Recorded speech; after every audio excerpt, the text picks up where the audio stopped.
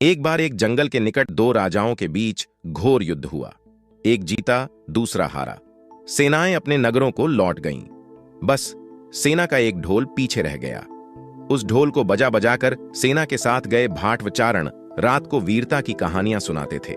युद्ध के बाद एक दिन आंधी आई। आंधी के जोर में वह ढोल लुढ़कता पुढ़कता एक सूखे पेड़ के पास जाकर टिक गया। उस पेड़ की सूखी टहनियां ढोल से इस तरह से सट गई थीं कि तेज हवा चलते ही ढोल पर टकरा जाती थी और ढम्माढम की गुंजायमान आवाज होती। एक सियार उस क्षेत्र में घूमता था।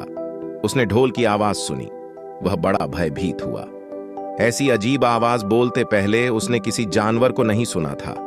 वह सोचने लगा कि यह कैसा जानवर है जो ऐसी जोरदार बोली बोलता है, ढमाढम। सियार छिपकर ढोल को देखता रहता, यह जानने के लिए कि यह जीव उड़ने वाला है या चार टांगों पर दौड़ने वाला। एक दिन सियार झाड़ी के पीछे छुपकर ढोल पर नजर रखे था। तभी पेड़ से नीचे उतरती हुई एक गिलहरी कूदकर ढोल पर उतरी। हल्की सी ढम की आवाज भी हुई। गिलहरी ढोल पर बैठी दाना कुतरती रही। सियार बड़बड़ाया, ओह, तो यह कोई हिंसक जीव नहीं है। मुझे भी डरना नहीं चाहिए। सियार फूंक फूंक कर कदम रखता ढोल के निकट गया। उसे सूंघा।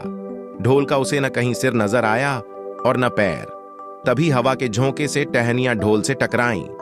ढम की आवाज हुई और सियार उछलकर पीछे जा गिरा। अब समझ आया? सियार उठने की कोशिश करता हुआ बोला, यह तो बाहर का खोल है, जीव इस खोल के अंदर है।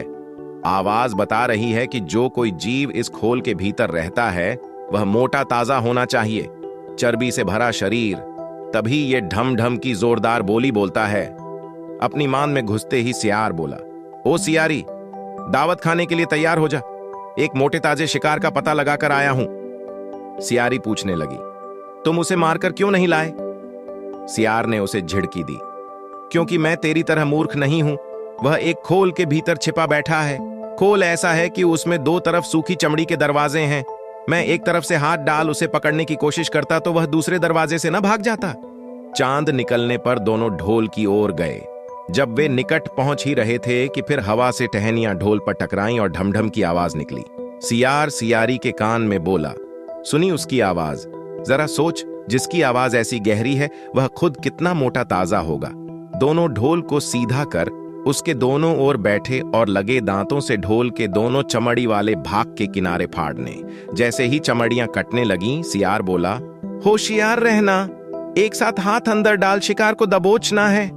दोनों ने हूं की आवाज के साथ हाथ ढोल के भीतर डाले और अंदर टटोलने लगे। अंदर कुछ नहीं था। एक दूसरे के हाथ ही पकड़ में आए। दोनों चिल्लाए, हैं, यहां तो कुछ नहीं है, और वे माथा पीट कर रह गए।